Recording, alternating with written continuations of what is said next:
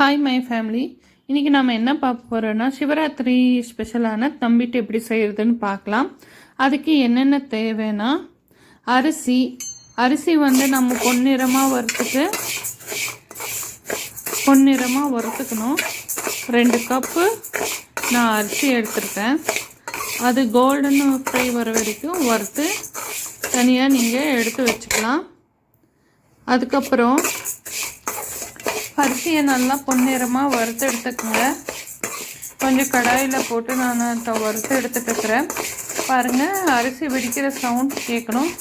Next அது ஒரு பாத்திரத்தில் போட்டு வச்சுட்டு கருப்பு எள்ளு எடுத்துக்கோங்க. நான் வெள்ளை எள்ளு கருப்பு எள்ளு இதில் 2 எது வேணால் எடுத்துக்கலாம்.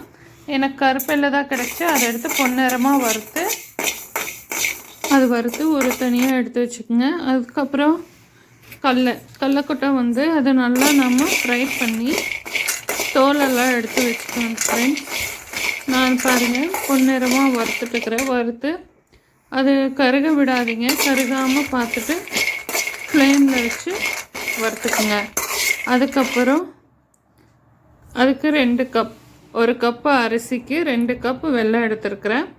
பாருங்கள், இதெல்லாம் எடுத்து நம்ம தனியாக நான் வறுத்து வச்சுருக்கிறேன்.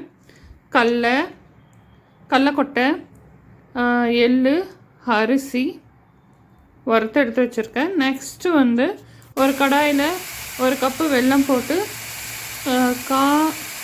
கிளாஸு தண்ணி ஊற்றி அது கரைச்சிக்கணும். கரைச்சதுக்கப்புறம் அரைச்ச மாவை ஒரு மிக்சியில் போட்டு அரைச்சி வச்சுக்கோங்க.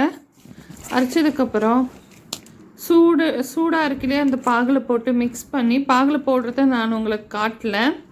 பாகில் போட்டு சூடாக இருக்கவே உருண்டையாக நம்ம பிடிச்சி வச்சுக்கணும். சிவராத்திரி ஸ்பெஷலான தம்பிட்டு கணேச சதுர்த்திக்கு செஞ்சு எல்லோரும் சாப்பிட்டு சந்தோஷமாக இருங்க. Thank you friends.